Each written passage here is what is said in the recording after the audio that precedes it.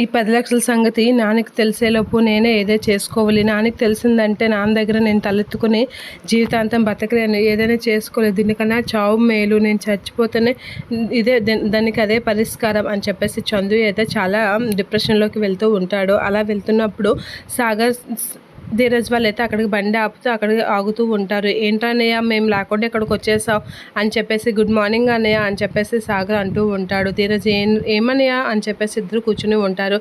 ఏంట్రా మమ్మల్ని ఎప్పుడు మన ముగ్గురమే కదా ఇక్కడికి టీకి వస్తాము, అలాంటిది మమ్మల్ని ఒగ్గేసి వచ్చేసావేంటి, ఏంటి సంగతి అని చెప్పేసి సాగర్ అయితే చందుని అడుగుతూ ఉంటాడు. అదేం లేదురా నార్మల్గానే అని అనేసరికి, లేదన్నయ్య ఏదో ఉంది, నువ్వేదో దీనికి బాధపడుతున్నావు అని చెప్పేసి ధీరజ్ అంటూ ఉంటాడు.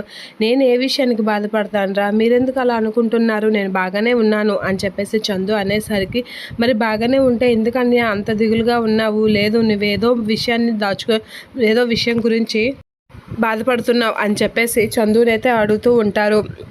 అదేం లేదురా, మీరు ఎక్కువగా ఇదవుతున్నారు, నేను బాగానే ఉన్నాను, నార్మల్గా ఇక ఏమీ అనిపించక ఇక్కడ కూర్చున్నాను అంతే అని చెప్పేసి ధీరజ్ అయితే అనేసరికి, అంతే కదా పర్లేదు అన్నయ్య, ఏదైనా ప్రాబ్లం ఉంటే చెప్పు, నువ్వు ఏదైనా ప్రాబ్లం ఉంటేనే ఎలా ఉంటావు, లేదంటే ఎలా ఉండవు, మాకు తెలుసు కదా నీ సంగతి, నువ్వు మాకు చెప్తున్నావేంట్రా అని చెప్పేసి ధీరజ్, సాగర్ వాళ్ళు అడిగేసరికి, అదేం లేదని చెప్తున్నానా, మీరు ఎందుకురా నన్ను అలా అనుకుంటున్నారు, నేను బాగానే ఉన్నాను అని అంటూ, లేదన్నయ్య ఏదైనా బాధ ఉంటే చెప్పు అని అనేసరికి, వీళ్ళకి అలాగనే చెప్పకూడదు అని చెప్పేసి చందు అయితే అనుకుంటూ ఉంటాడు. అదేం లేదురా నేను బాగానే ఉన్నాను, సరే ఆఫీస్కి టైం అవుతుంది నేను వెళ్తాను అని అనేసరికి, సరే అని సాగర్ అంటూ ఉంటాడు.